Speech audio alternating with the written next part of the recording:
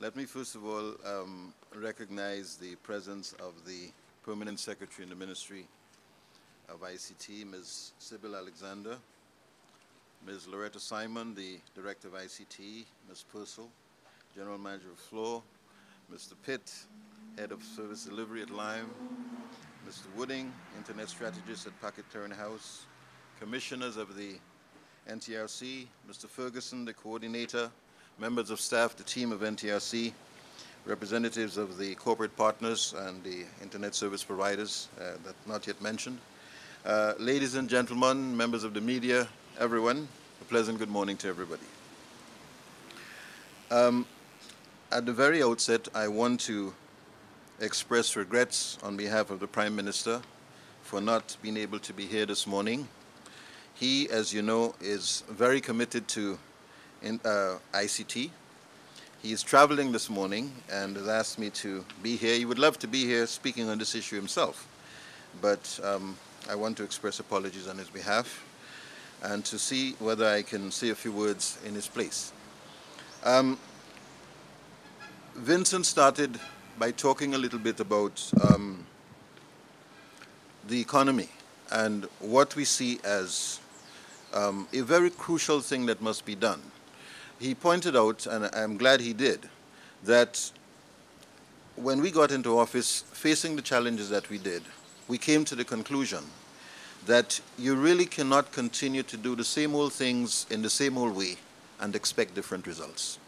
And so we felt that if we were going to transform the country and, in a sense, bring Grenada to a sustained level of economic growth and transform the country into a dynamic and stable, prosperous nation, we must first of all determine what are the things that will help us to change the country for good. What are those areas of the economy that have the potential to transform? What are the growth pillars of the economy? And we identified 5 sectors that we believe and are now convinced that ought to be the sectors that we must concentrate on, identify, put in place the management arrangements for, and allocate the resources that are necessary, not just by words, but to put the resources that are necessary into those particular sectors. We identified, first of all, education, health, and wellness as a cluster of services that we believe can transform the country. Using the presence of St. George's University on the island and as the nucleus around which a cluster of services can be built, we believe that we can transform Grenada so as to provide education services to the global economy and to provide health services to the global economy and wellness services to the global economy. Because our focus has to be not just what we can produce and eat locally, that's important, but what we can sell to the rest of the world. Because if you cannot sell to the rest of the world, you will only be importing from the rest of the world and you will not be fully integrated into the global economy. So we felt that we wanted to identify those things that we can sell to the rest of the world. Education services is one of them, health services is one of them, wellness services is one of them, using the presence of the university. And we can talk some more about that on another occasion. The second thing that we identified was tourism and hospitality services as a second cluster of services that we believe we have a niche on, we have an advantage in, and we can produce and sell to the rest of the world. The third area was agribusiness, not just agriculture per se, not just primary products per se, but we call it agribusiness to recognize that it moves beyond primary production and the sale of primary produce and commodities to secondary and tertiary levels of production using agricultural products as a base. And we said that this was the third area that we must focus on. The fourth was energy development. And last week we had in Grenada the celebration of Energy Week.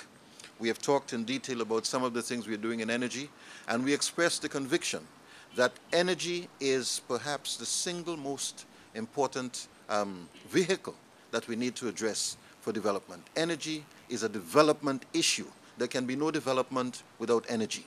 And therefore we must focus on using the indigenous resources that we have to convert into energy, and cheap energy, reliable energy, secure energy, and efficient energy. The final area we identified was ICT. And we said that it was important for us to see ICT not as a strategic accompaniment to another sector, not as a means to an end, but as a sector, as an economic sector in its own right, generating employment, generating income, generating output, providing services to Grenadians and to the rest of the world, and selling those services to the rest of the world. And this is the framework within which we are trying to transform the Grenadian economy. Take these 5 sectors and reorient them and develop them. And in that respect, one of the first things that the government did was to identify a management framework. We said, first of all, for policy direction and guidance in respect of each of these 5 sectors, we will ask the Cabinet to establish ministerial subcommittees that are responsible for these 5 areas. Each committee is chaired by the line minister that is responsible. Each committee has on it a representative from the Ministry of Legal Affairs, the Attorney General, or his designate. Each committee has on it the Minister of Finance. So that in that respect, this committee has the capacity to give the policy guidance, to deal with the laws that will be that may be required, and legal and legislative changes that may be required, as well as the economic framework that may be required to make it happen. Each of these ministerial subcommittees is then supported by a core technical committee, persons who have expertise and knowledge in the area, who are not necessarily public servants, who can come from the private sector, who can be living abroad and contribute to the effort, but ensuring that the policymakers are informed and are guided by people with the technical knowledge and technical expertise, because cabinet ministers are a strange breed. They tend to believe that they can guide themselves, and they know because they have the weapon of policy decision-making and the authority of policy decision-making. Cabinets must be advised.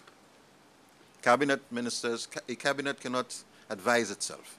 It must rely on the knowledge and expertise of people who know.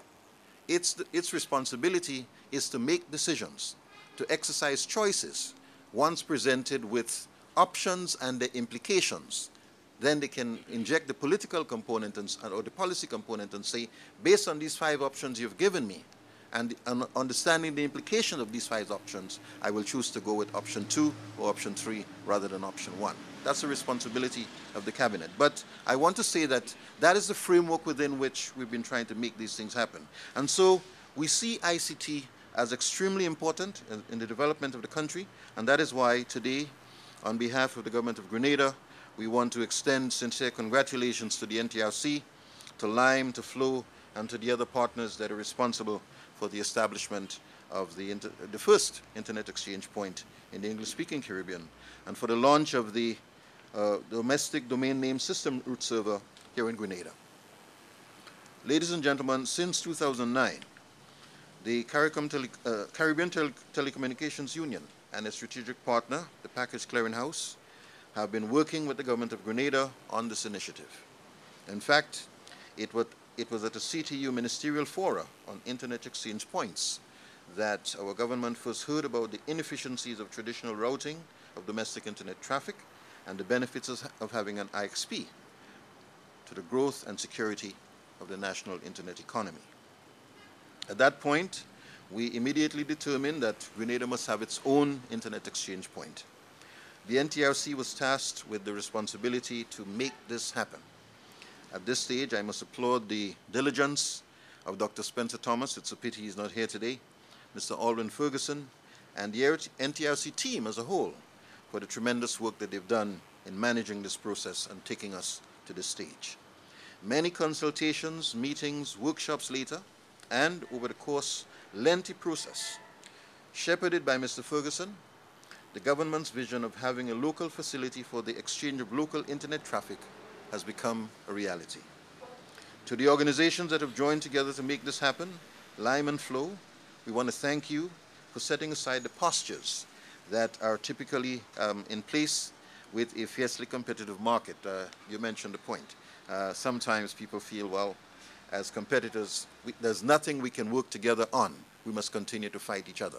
But the visionaries within those organizations understand that on things that would be of common interest, it makes sense to work together to make it happen, because there is mutual benefit when you lay the foundation and put the infrastructure in place for the collective benefit of the ISPs as well as for the community as a whole.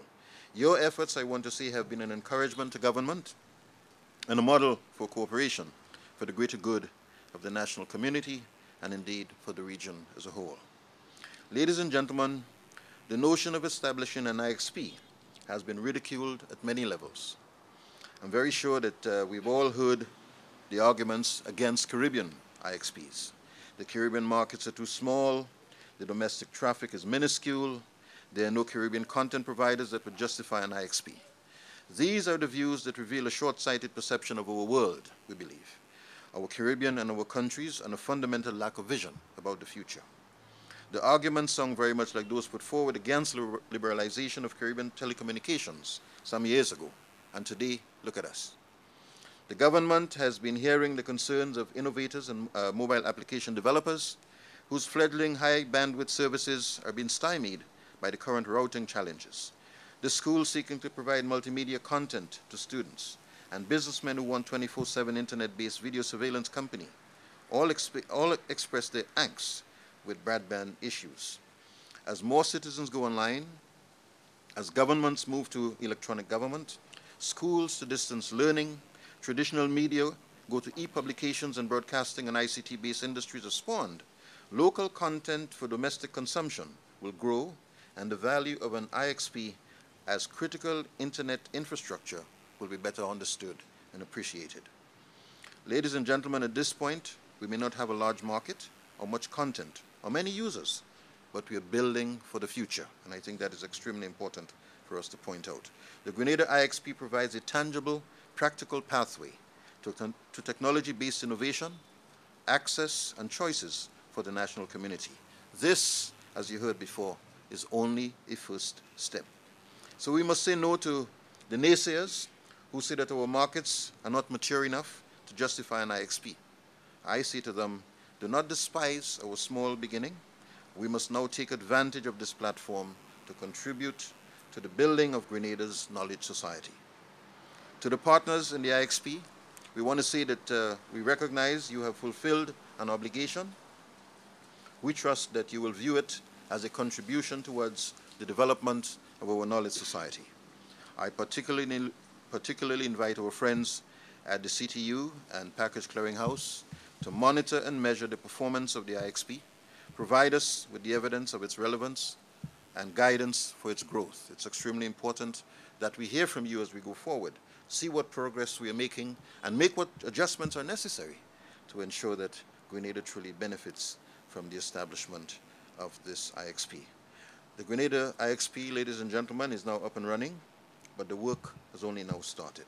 Let's continue to build the Grenada internet economy and ensure, ladies and gentlemen, that we give our people the best possible opportunity to take their rightful place in the global internet economy.